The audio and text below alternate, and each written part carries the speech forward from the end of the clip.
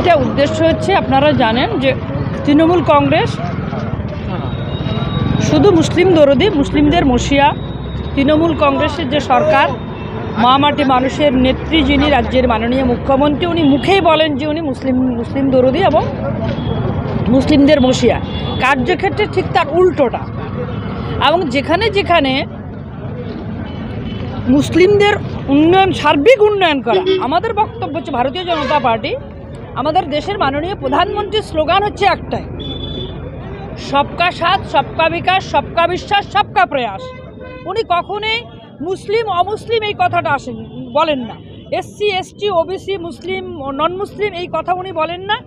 আমাদের বক্তব্য হচ্ছে সমস্ত মানুষের সার্বিক উন্নয়ন করতে হবে।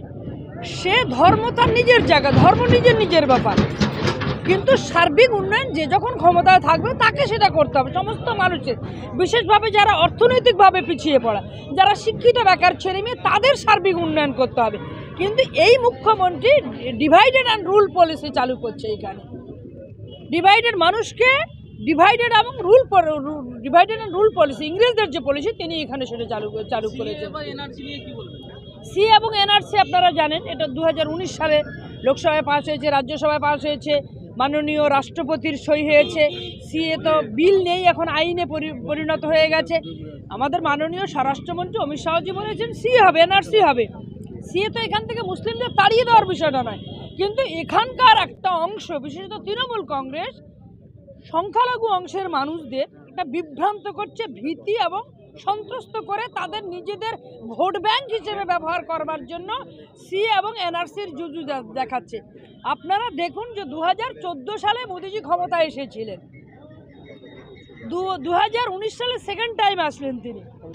এর মধ্যে একজন মুসলিমকেও বাংলাদেশ, পাকিস্তান, আফগানিস্তান থেকে, ভারতবর্ষের যে কোনো জায়গা থেকে একজন মুসলিমকেও তিনি বিতাড়িত করেননি। পাকিস্তানে যেতে হয়নি, আফগানিস্তানে যেতে হয়নি এবং বাংলাদেশে যেতে হয়নি। অথচ রাজ্যের মুখ্যমন্ত্রী সংখ্যালঘুদের, বিশেষত মুসলিমদেরকে তিনি ভোট ব্যাংক হিসেবে ব্যবহার করেন। ভারতীয় জনতা পার্টির বক্তব্য হচ্ছে এবং ভারতীয় জনতা পার্টির নীতি আদর্শ হচ্ছে, আমরা ভোটারকে ভোটার হিসেবে ট্রিটমেন্ট করি, কখনোই তাদের ভোট ব্যাংক হিসেবে নয়। এবং তারা ভারতীয় নাগরিক এবং তারা হচ্ছে আমাদের ভারতবর্ষের জনগোষ্ঠী। 2024-এর লোকসভা ভোট কিভাবে আগাবেন আপনারা? 2024-এর লোকসভা ভোট আপনারা জানেন যে আমাদের স্লোগান নির্ধারিত হয়ে গেছে যে আপকি বার ইস বার 400 পার। 2019 সালে এই রাজ্যের মুখ্যমন্ত্রী 24টা দলকে নিয়ে এসে ব্রিগেডে মিটিং করে হাতে হাতে হাত ধরে দাঁড়িয়ে বলেছিল 2019 বিধানসভার ভোটের আগে 2019 সালের 19শে জানুয়ারি ব্রিগেডের ময়দানে দাঁড়িয়ে রাজ্যের মাননীয় মুখ্যমন্ত্রী বলেছিলেন যে 2019 বিজেপি ফিনিশ। সেই সময় তিনি স্লোগান দিয়েছিলেন, কিন্তু মানুষ সেটা তার উল্টো করে দেখিয়েছে। 2014 সালে যত সাংসদ ছিল 303খানা সাংসদ নিয়ে ওভার মেজরিটি নিয়ে মোদিজি আবার দ্বিতীয়বারের জন্য প্রধানমন্ত্রীর আসনে বসেছিলেন। এবারও 2024 সালে ইস বার আপকি বার 400 পার, 400-র বেশি সাংসদ নিয়ে, এমপি নিয়ে তৃতীয়বারের জন্য আমাদের দেশের মাননীয় প্রধানমন্ত্রী যিনি আছেন তিনি আবার প্রধানমন্ত্রী হবেন।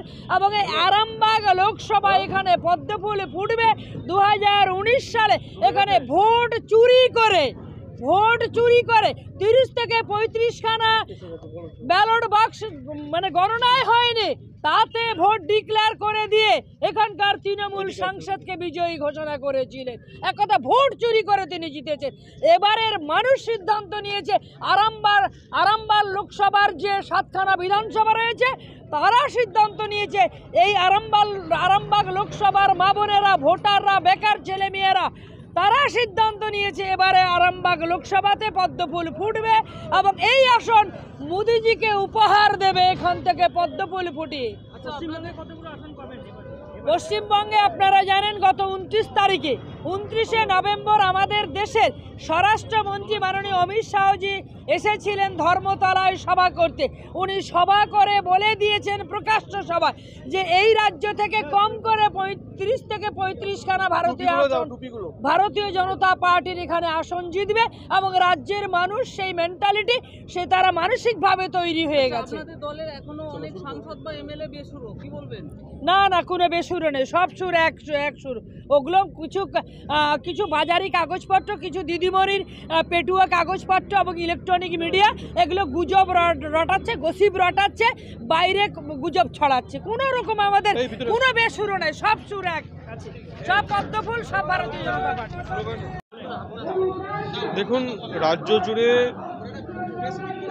সংখ্যালঘু সম্প্রদায়ের ওপর এই সরকার তৃণমূল কংগ্রেস যেভাবে দ্বিচারিতা করছে তারই প্রতিবাদে আরামবাগ সাংগঠনিক জেলা সংখ্যালঘু মোর্চার উদ্যোগে আমাদের আরামবাগ শহরে একটি প্রতিবাদ মিছিল, সঙ্গে 3 তালাক বিলের সমর্থনে একটা প্রতিবাদ মিছিল অনুষ্ঠিত হচ্ছে। এক্ষুনি শুরু হবে মিছিলে উপস্থিত থাকবেন আমাদেরই এখানকার 2 জন বিধায়ক আছেন, বিশ্বনাথ কারক, মধুসূদন বাগ। সর্বোপরি মাফুজাদি থাকবে, মাফুজা খাতুন, যিনি হজ কমিটির সদস্য আছেন আমাদের দেশের। তো এই মিছিল আমরা একটু পরেই শুরু করব। এই মিছিলের থেকে একটা বার্তা ক্লিয়ার হবে যে সংখ্যালঘু সম্প্রদায়ের মানুষদের যেইভাবে এই সরকার তোষণের বাহানা করে বঞ্চিত করছে তারই একটা প্রতিবাদ।